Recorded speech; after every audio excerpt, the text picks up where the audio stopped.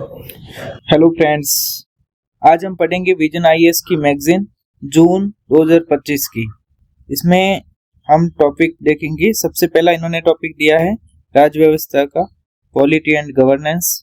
उसमें आपातकाल के 50 साल पहला टॉपिक है। दूसरा व्यक्तित्व अधिकार, संक्षिप्त सुर्खियां, नार्को परीक्षणों की संवैधानिक वैधता, भारतीय गुणवत्ता परिषद, ईसीआई नेट ऐप और आदि कर्मयोग कार्यक्रम। ये हमारे पास टॉपिक्स है। आज हम पॉलिटी लगभग तो पूरा कर ही देंगे, देखते हैं कहाँ तक होता है।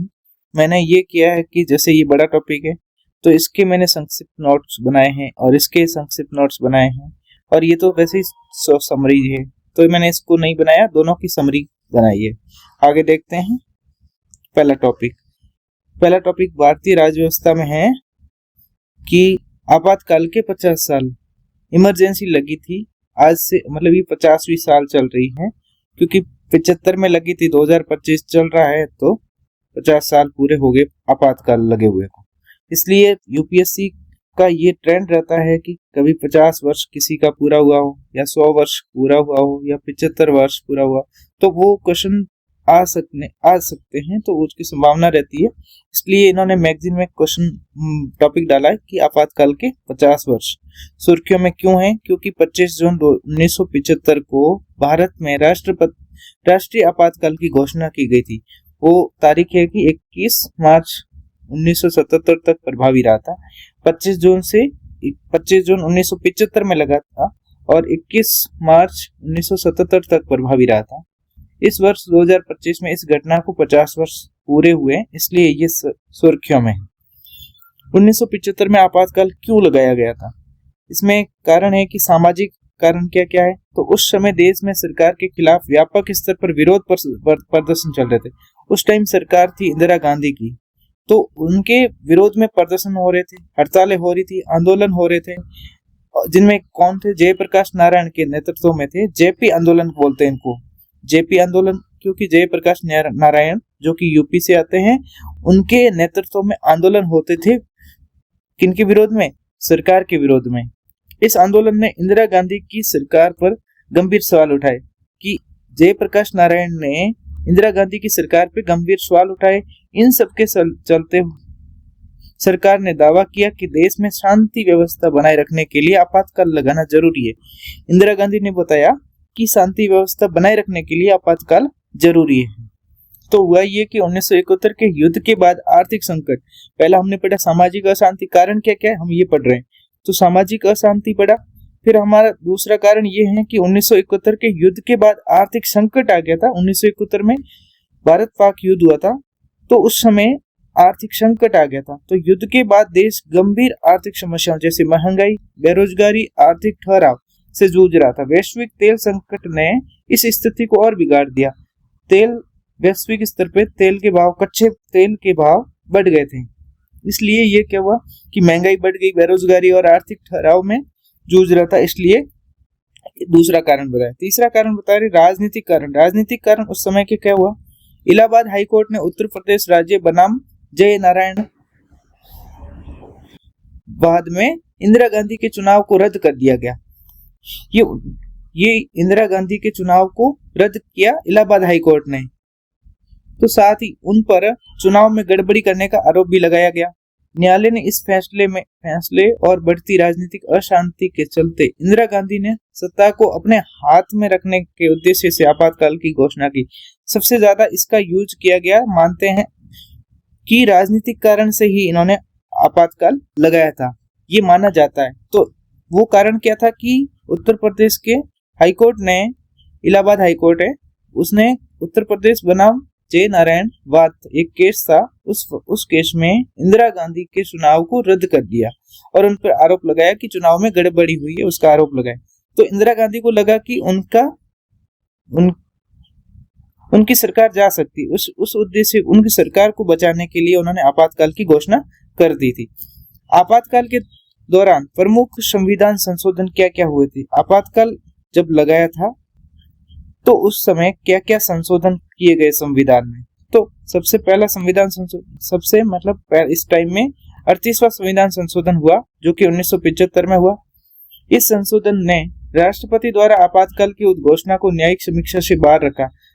ये उस समय आपातकाल लगाया था, उस समय ये संशोधन करके इस उद्घोषणा आपातकाल के जो आपातकाल लगाया था उस उद्घोषणा को न्यायिक समीक्षा से बाहर रखा। न्यायिक समीक्षा का मतलब होता है कि न्यायालय इसकी समीक्षा कर सकता है कि आपातकाल लगाया ये सही लगाया, कानून है, कानून के आधार पे लगाया गया या ऐसे ही लगा दिया, तो उसकी न्यायिक समीक्षा न्यायालय कर सकता है। लेकिन इन्होंने 38वें संविधान संशोधन 1975 में न्यायिक समीक्षा से इसको बाहर रखा। इसमें उपबंध किया गया कि अनुच्छेद 352, 56 और 60 यानी 352 के अंदर 356 और 360 तीन आपातकाल दे रखे भारत के संविधान में, और तीन के तहत राष्ट्रपति का निर्णय अंतिम एवं निर्णायक माना गया।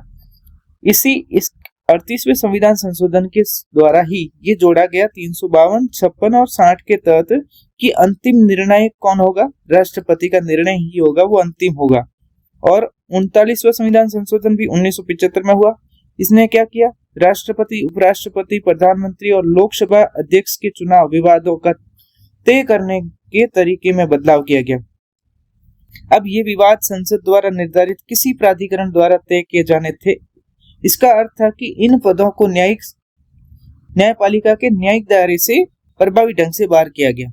हुआ ये कि इनके राष्ट्रपति के, उपराष्ट्रपति के, प्रधानमंत्री के और लोकसभा के अध्यक्ष के चुनावों का विवाद होता था अगर, तो कौन निपटारा करेगा। तो इन्होंने कहा कि न्यायपालिका को न्यायिक दायरे से इसको बाहर कर दिया जाए। तो 39वें संविधान में ये किया। ये सारे बदलेंगे आगे आगे, लेकिन अभी इन्होंने बदल के ये 38वें संविधान में संशोधन करके न्यायिक समीक्षा से बाहर कर दिया आपातकाल की उद्घोषणा को। 39वें संविधान संशोधन करके इन चारों के चुनाव विवाद होता है तो इनको भी न्यायिक समीक्षा से बाहर रखा गया। 42वें संविधान संशोधन में क्या कहा गया, ये 1976 में आता है। इसे लघु संविधान भी कहता है क्योंकि सबसे बड़ा संविधान संशोधन यही हुआ था 1976 के अंदर 42वां संविधान संशोधन, क्योंकि इसके द्वारा संविधान में कई बड़े महत्वपूर्ण बदलाव किए गए, इसलिए इनको लघु संविधान भी कहा जाता है। इसमें क्या क्या 42वें संविधान में क्या क्या संशोधन किया गया कि अनुच्छेद 31C के तहत राज्य नीति के निर्देशक तत्वों को मौलिक अधिकारों के ऊपर प्राथमिकता देगी। ये ध्यान रखना, मतलब ये होता है कि दोनों के बीच में नीति डीपीएसपी और मौलिक अधिकारों के बीच में टकराव होता है। तो जब ये 42वां संविधान संशोधन करके किसको प्राथमिकता दी कि मौलिक अधिकारों के ऊपर किसको दिया, डीपीएसपी को, कि 31वें संविधान 31C के तहत में राज्य के मतलब ऐसे बोलो कि डीपीएसपी को मौलिक अधिकारों के ऊपर प्राथमिकता दी गई कि अगर फंडामेंटल राइट वर्सेज डीपीएसपी आएगा, डीपीएसपी, तो डीपीएसपी को वरीयता दी जाएगी, डीपीएसपी को मान्य रखा जाएगा, इसको नहीं। आगे कहा कि सुप्रीम कोर्ट और हाई कोर्ट की शक्तियों को कई तरह से कम किया गया। सुप्रीम कोर्ट और हाई कोर्ट की शक्ति को भी कम किया 42वें संविधान के द्वारा, 42वें संविधान संशोधन के द्वारा। सुप्रीम कोर्ट और हाई कोर्ट की शक्ति को कम करके इसमें लिखा संविधान में अनुच्छेद 32A जोड़ा गया। 32A कब जोड़ा, 42वें संविधान के द्वारा, 42वें संविधान संशोधन के द्वारा, जिसने सुप्रीम कोर्ट को राज्य के कानूनों की संवैधानिक वैधता पर विचार करने की शक्ति से वंचित कर दिया गया। हालांकि इसे 43वें संविधान संशोधन द्वारा निरस्त कर दिया गया। अनुच्छेद 131A, अनुच्छेद 226A के तहत हाई कोर्ट के केंद्र सरकार के कानूनों की समीक्षा से वंचित किया गया, कि हाई कोर्ट को समीक्षा से मतलब कानून की समीक्षा से वंचित किया गया। अनुच्छेद 226A, अनुच्छेद 131A में लिख दिया गया। आगे का लोकसभा का कार्यकाल 5 साल से बढ़ाकर 6 साल कर दिया गया। 42वें संविधान संशोधन के अंदर 5 साल से बढ़ाकर 6 साल कर दिया गया। किसका, लोकसभा का। इसने संसद को संविधान में संशोधन करने की लगभग असीमित शक्ति दे दी। 42वें संविधान संशोधन के द्वारा ही संविधान में संशोधन करने की शक्ति को असीमित कर दिया। अनुच्छेद 368 में खंड 4, 5 में शामिल किए गए। आगे कहा कि आपातकाल के दौरान नागरिकों की स्वतंत्रता, मौलिक अधिकारों को निलंबित कर दिया गया था। आपातकाल के दौरान ही नागरिकों की स्वतंत्रता और मौलिक अधिकारों को निलंबित कर दिया गया, जो कि भाग 3 में मौलिक अधिकार दे रखे हैं उनको निलंबित कर दिया गया। उदाहरण के लिए जैसे एडीएम जबलपुर वाद आता है, मीडिया पर सेंसरशिप लगा दी गई थी। आंतरिक सुरक्षा व्यवस्था अधिनियम मीसा जैसे कानूनों के तहत बड़े पैमाने पर गिरफ्तारियां की गई। मीसा के तहत में एडीएम जबलपुर वाद आता है, इसमें बताया कि मीडिया पर सेंसरशिप लगा दी गई, यानी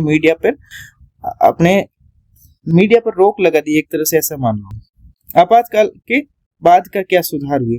जब आपातकाल समाप्त होता है तो क्या सुधार करते हैं वापस? तो बनता है शाह आयोग बनता है। मई 1977 में शाह आयोग का गठन किया गया। 1977 में मई 1977 में शाह आयोग का गठन किया गया। इस आयोग का मुख्य कार्य था आपातकाल के दौरान हुई ज्यादतियों की जांच करना। जो हुई थी जबरदस्ती गिरफ्तारियां वगैरह, इनकी सबकी जांच करने का काम दिया गया शाह आयोग को। बना था 1977 के अंदर। इसमें जबरन बाध्यकरण, सरकारी कर्मचारियों को जबरदस्ती रिटायर करना, न्यायालय व संसद पर विविध निषेध आदि सत्ता दुरुपयोग शामिल थे। ये सारे काम दिए गए किसको? जांच करने के लिए शाह आयोग को। आंतरिक आपातकाल के बाद 44वां संविधान संशोधन 1978 के अंदर 44वां संविधान संशोधन होता है, जो कि आंतरिक आपातकाल के बाद होता है। अनुच्छेद 352 में संशोधन किया गया, आपातकाल की घोषणा से संबंधित। क्या बताया कि आपातकाल लगाने के पुराने आधार क्या थे? आंतरिक अशांति। इसको बदलकर स्पष्ट शब्दों में लिख दिया सशस्त्र विद्रोह। ये बदलाव इसलिए किया गया कि आंतरिक अशांति जैसी अस्पष्ट अर्थ वाली शब्दावली का भविष्य में गलत इस्तेमाल ना किया जाए। कि इंदिरा गांधी ने आपातकाल लगाया था तो वो आंतरिक अशांति के आधार पे लगाया था। इस शब्दावली का गलत यूज ना हो, इसलिए इस शब्द को बदल के स्पष्ट शब्दों में लिख दिया सशस्त्र विद्रोह होने पर ही आंतरिक आपातकाल लगाया जा सकता है अनुच्छेद 352 के तहत, ताकि आंतरिक अशांति जैसी। आगे कहा कि भविष्य में जल्दबाजी के लिए गए फैसलों पर रोक लगाने के लिए कुछ सुरक्षा उपाय शामिल किए गए। अब राष्ट्रपति के लिए आपातकाल की उद्घोषणा करने से पहले केंद्रीय मंत्रिमंडल से लिखित सहमति लेना जरूरी था। पहले ये नहीं था, केंद्रीय मंत्रिमंडल से लिखित सहमति नहीं चाहिए थी, सिर्फ सहमति चाहिए थी। अब उनका कहा गया कि उद्घोषणा से पहले केंद्रीय मंत्रिमंडल से लिखित सहमति जरूरी है, ये ऐड कर दिया गया। आगे कहा कि आपातकाल की घोषणा को 1 माह के भीतर विशेष बहुमत द्वारा 1 माह के अंदर आपातकाल की उद्घोषणा हो गई, उसके 1 माह के अंदर विशेष बहुमत द्वारा संसद से अनुमोदन प्राप्त करना अनिवार्य होगा। ये भी प्रावधान किया गया। आगे मौलिक अधिकारों में क्या क्या जोड़ा गया? अनुच्छेद 359 का दायरा सीमित किया गया। इसका अर्थ ये है कि आपातकाल के दौरान भी नागरिकों के अपराधों के लिए दोष सिद्धि से संरक्षण का अधिकार अनुच्छेद 20 में दे रखा है कि अपराधों के लिए अगर दोष सिद्ध संरक्षण का अधिकार, जीवन और व्यक्तिगत स्वतंत्रता का अधिकार अनुच्छेद 21 में, जो कि आपातकाल के दौरान लागू रहेंगे, इन्हें निलंबित नहीं किया जाता। मोटा मोटा ये कहा जा सकता है कि अनुच्छेद 359 में कहा गया कि अनुच्छेद 20 और अनुच्छेद 21 को निलंबित नहीं किया जा सकता है। ये आपातकाल के दौरान भी लागू रहेंगे। अनुच्छेद 20 और अनुच्छेद 21 को निलंबित नहीं किया जा सकता। ये अनुच्छेद 359 में 59 का दायरा भी सीमित कर दिया गया। संपत्ति के अधिकार को मौलिक अधिकारों की सूची से हटाकर अनुच्छेद 301 के तहत एक सामान्य संवैधानिक अधिकार बना दिया गया। जो अनुच्छेद 300A के तहत में एक सामान्य संवैधानिक अधिकार बना दिया। किसको? मौलिक अधिकारों को हटा, मौलिक अधिकार में एक संपत्ति का अधिकार मौलिक अधिकार था, उसको यहाँ से हटा के 300A में जोड़ दिया गया और इसको एक संवैधानिक अधिकार बना दिया गया। अनुच्छेद 257A का निरसन यानी हटाना, मतलब इसको हटा दिया गया। अनुच्छेद 257A को हटा दिया गया। ये अनुच्छेद केंद्र सरकार को किसी भी राज्य में कानून व्यवस्था के गंभीर स्थिति से निपटने के लिए केंद्र के किसी भी सशस्त्र बल या अन्य बल को तैनात करने की अनुमति देता है। इस अनुच्छेद को हटा दिया गया।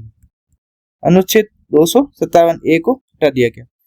लोकसभा का कार्यकाल था, जो कि अभी 5 साल से बढ़ा के 6 साल करा था 42वें संविधान संशोधन के द्वारा। ये वापस यहाँ सही करेंगे कि अनुच्छेद 83 और अनुच्छेद 172 में संशोधन करके लोकसभा का कार्यकाल 6 साल से घटाकर वापस 5 साल का कर दिया गया।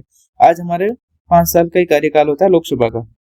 पहले भी 5 साल का ही था, लेकिन इंदिरा गांधी ने 5 साल से बढ़ा के 1 साल और बढ़ा दिया, 6 साल का कर दिया था 42वें संविधान संशोधन के द्वारा। अब 44वें संविधान संशोधन के द्वारा वापस इसको सही करके 5 साल वापस कर दिया। न्यायिक समीक्षा की बहाली, ये भी 42वें संविधान की समीक्षा के 42वें संविधान संशोधन के द्वारा इसको भी न्यायिक समीक्षा से बाहर रखा था आपातकाल को, लेकिन 44वें संविधान संशोधन के द्वारा न्यायिक समीक्षा को भी बहाली कर दी गई, वापस न्यायिक समीक्षा के अंदर लाया गया। इस संशोधन में न्यायपालिका की उस शक्ति को वापस बहाल कर दिया जिसके माध्यम से वह राष्ट्रपति और उपराष्ट्रपति से संबंधित चुनाव विवादों को न्यायिक समीक्षा कर सकती है। अगर कभी राष्ट्रपति का इलेक्शन या उपराष्ट्रपति का कोई इलेक्शन है, उसमें कोई विवाद आता है तो न्यायालय उसकी न्यायिक समीक्षा कर सकता है। आगे कहा है कि राष्ट्रीय आपातकाल अनुच्छेद 352 के बारे में क्या क्या बताए। आधार क्या होना चाहिए 352 में? राष्ट्रीय आपातकाल केवल निम्नलिखित 3 स्थितियों में ही घोषित किया जा सकता है। किसमें? युद्ध में किया जा सकता है, बाहरी आक्रमण, एक्सटर्नल एग्रेशंस, और सशस्त्र विद्रोह, आर्म्ड रेबिलियंस। उद्घोषणा कैसे होगी कि राष्ट्रपति आपातकाल तब उद्घोषित कर सकते हैं जब कैबिनेट की लिखित सहमति या लिखित सिफारिश उन्हें प्राप्त हो, तभी ही राष्ट्रपति आपातकाल की उद्घोषणा कर सकते हैं।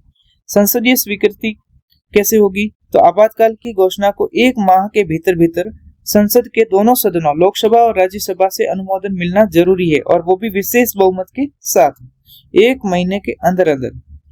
जब आपातकाल की घोषणा कर दी राष्ट्रपति ने, उसके 1 महीने के भीतर दोनों सदनों का विशेष बहुमत से अनुमोदन मिलना जरूरी है। यदि इस दौरान लोकसभा भंग हो जाती है, यदि इस दौरान यानी आपातकाल लग जाता है और इस दौरान लोकसभा भंग हो जाती है, तो नई लोकसभा के गठित होने के 30 दिनों के भीतर इसे अनुमोदन मिलना अनिवार्य है। इस बीच राज्यसभा का अनुमोदन जरूरी हो जाता है। लोकसभा तो भंग हो गई, नई लोकसभा बनेगी, उसके बाद में 30 दिनों के अंदर उनको अनुमोदन मिलना चाहिए, लेकिन राज्यसभा का अनुमोदन जरूरी होता है उसी समय। आवश्यक बहुमत कि आपातकाल की उद्घोषणा के संकल्प को विशेष बहुमत यानी सदन की कुल सदस्य संख्या के बहुमत या सदन में उपस्थित और मतदान करने वाले सदस्यों के कम से कम 2/3 बहुमत से पारित होना आवश्यक है। 2/3 बहुमत होना जरूरी है कि जो उस दिन तात्कालिक बहुमत होगा, जितने सदस्य होंगे और मतदान करने वाले सदस्यों का 2/3 बहुमत होना चाहिए। अवधि क्या होगी? आपातकाल एक बार में अधिकतम 6 महीने तक जारी रह सकता है। आपातकाल एक बार लगा दिया गया, मान लिया आज लग गया आपातकाल 18 तारीख को, तो आगे बढ़ के 1 महीने मतलब 6 महीने तक ये आपातकाल लगा रह सकता है। हर 6 महीने में पुनः संसद की मंजूरी अनिश्चित काल तक बढ़ाया जा सकता है। हर 6 महीने करके अनिश्चित काल तक बढ़ाया जा सकता है। एक बार 6 महीने तक ही आपातकाल लगाया जा सकता है। अगर आपातकाल आगे बढ़ाना है तो संसद से वापस मंजूरी चाहिए, और ऐसे 6 महीने कर करके इसे अनिश्चित काल के लिए बढ़ाया जा सकता है। यहाँ यूपीएससी कंफ्यूज करती है कि कितने बार बढ़ाया जा सकता है, कितनी बार आपातकाल लगाया जा सकता है, अनिश्चित काल या निश्चित काल वगैरह वगैरह पूछ के। तो अनिश्चित काल तक बढ़ाया जा सकता है, लेकिन हर 6 महीने संसद की मंजूरी चाहिए होती है। रद्द करना है तो कैसे करेंगे? आपातकाल लगा दिया और रद्द करना है आपातकाल को, तो उसको लिए आपातकाल को राष्ट्रपति कभी भी समाप्त कर सकता है। ये राष्ट्रपति के हाथ में है कि कभी भी राष्ट्रपति आपातकाल को समाप्त कर सकते हैं। यदि लोकसभा में आपातकाल के विरोध में प्रस्ताव पारित हो जाए तो उसे हटाना अनिवार्य है। ये शक्ति राज्यसभा को प्राप्त नहीं है। लोकसभा और राज्यसभा में अगर शक्तियों की बात करें तो आपातकाल को हटाने का प्रस्ताव है विरोध, आपातकाल के विरोध में नहीं, आपातकाल को हटाने के विरोध में, आपातकाल को हटाने के लिए अगर कोई प्रस्ताव पारित हो जाए तो उसको आपातकाल को हटाना पड़ेगा, या राष्ट्रपति कभी भी उसको समाप्त कर सकते हैं। ये राज्यसभा के पास शक्ति नहीं है। राष्ट्रीय आपातकाल की घोषणा के क्या क्या प्रभाव पड़ते हैं? तो केंद्र और राज्यों में संबंध कैसे हो जाते हैं? केंद्र सरकार किसी भी विषय पर राज्यों को निर्देश दे सकती है। जब आपातकाल लग जाता है, राष्ट्रीय आपातकाल के दौरान में केंद्र सरकार होती है राज्यों को किसी भी प्रकार पे किसी विषयों पर निर्देश दे सकती है। अनुच्छेद 250 के तहत में संसद राज्य सूची के विषयों पर भी कानून बना सकती है। सामान्यतः राज्य सूची पे कानून राज्य बनाएंगे, लेकिन अगर आपातकाल राष्ट्रीय आपातकाल है, समय राष्ट्रीय आपातकाल का चल रहा है, तो अनुच्छेद 250 में कहा है कि राज्य सूची के विषय है उन पर भी केंद्र सरकार कानून बना सकती है। राष्ट्रपति राज्यों और केंद्र के बीच में राजस्व वितरण में बदलाव भी कर सकते हैं। ये भी राष्ट्रपति करेंगे कि राजस्व वितरण में बदलाव करना है वो राज्य और केंद्र सरकारों के बीच में, तो राष्ट्रपति ही करेंगे। आपातकाल के दौरान लोकसभा और विधानसभाओं के कार्यकाल में क्या फर्क आएगा? तो संसद कानून बनाकर लोकसभा और राज्य विधानसभाओं का कार्यकाल हर बार 1 वर्ष तक बढ़ा सकती है। अगर आपातकाल लग गया है तो संसद कानून बनाकर लोकसभा और राज्य विधानसभाओं का कार्यकाल बढ़ा सकती है, वो भी एक बार में 1 वर्ष तक बढ़ा सकती है। हालांकि ये अवधि आपातकाल समाप्त होने के 6 महीने से आगे नहीं बढ़ाई जा सकती। मान लीजिए कि आपातकाल समाप्त हो गया तो उससे 6 महीने के ज्यादा नहीं बढ़ाया जा सकता। जनरली आपातकाल के समय 1 साल तक अवधि बढ़ाई जा सकती है विधानसभाओं की और लोकसभा की, लेकिन आपातकाल अगर समाप्त हो गया है तो 6 महीने से आगे नहीं बढ़ाया जा सकता। ये था प्रावधान। ये टॉपिक पहला था, इसका मैंने शॉर्ट नोट्स बना दिया है कि इमरजेंसी का टाइम है, पृष्ठभूमि क्या है, 1975 तारीख है 25 जून 1975, राष्ट्रीय आपातकाल की उद्घोषणा हुई थी और समाप्त कब तक प्रभावी रहा था? 1977, 21 मार्च 1977 तक। कारण क्या थे? सामाजिक अशांति, राजनीतिक संकट और आर्थिक स्थिति। भारत में कब तक कितनी बार लग गया अब तक आपातकाल? तो 3 बार। 1962 चीन का आक्रमण हुआ था, 1971 भारत पाक युद्ध और 1975 आंतरिक अशांति। तो हम अभी ये जो बात कर रहे हैं वो हम इसकी बात कर रहे हैं, आंतरिक अशांति के आधार पे। आपातकाल के दौरान प्रमुख संवैधानिक संशोधन कौन कौन से हुए थे? हमने अभी 38वां संविधान संशोधन पढ़ा, 39वां संविधान संशोधन पढ़ा जो कि 1975 में हुआ था, 42वां संविधान 1976 में हुआ था जिसे मिनी संविधान कहते हैं। इसमें हम क्या क्या संशोधन हुए थे हमने ये विस्तार से पढ़ा। आपातकाल के दौरान नागरिकों का दमन वो कैसे हुआ था? मीडिया सेंसरशिप लगाती थे। एडीएम जबलपुर केस आया था जिसमें ये स्वतंत्रता का अधिकार को निलंबित कर दिया गया, 21वां और 20वां दोनों को निलंबित कर दिए गए थे। लेकिन आज आपातकाल के दौरान ये निलंबित नहीं होते। अनुच्छेद 20 और 21 ये निलंबित नहीं होते। 259 अनुच्छेद में बात करी गई। 44वां संविधान संशोधन करके सबसे महत्वपूर्ण संशोधन हुआ था जो कि आपातकाल के दुरुपयोग को रोकने के लिए इसका बदलाव किया गया था। अनुच्छेद 352 में संशोधन किया, हमने ये पढ़ा। आपातकाल केवल किन आधार पर लगाया जा सकता है? युद्ध के आधार पर, बाहरी आक्रमण और सशस्त्र विद्रोह पर लगाया जा सकता है। कैबिनेट की लिखित सिफारिश अनिवार्य होती है। संसद की दोनों सदनों का अनुमोदन आवश्यक होता है। यदि लोकसभा भंग हो जाए तो 30 दिनों के भीतर इसका अनुमोदन, पुनर्गठन अगर हो गया तो उसके बाद में 30 दिनों के अंदर उसकी अनुमोदन चाहिए। और आपातकाल की अवधि होती है 6 महीने और तक बढ़ाया जा सकता है। 6 महीने करके उसको अनिश्चित काल तक बढ़ाया जा सकता है। लोकसभा विशेष बहुमत से आपातकाल समाप्त कर सकती है। इसका मौलिक अधिकारों पर क्या क्या प्रभाव पड़ा था? तो हमने कहा था अनुच्छेद 19 निलंबित नहीं होगा, केवल युद्ध और बाहरी आक्रमण में सीमित होगा।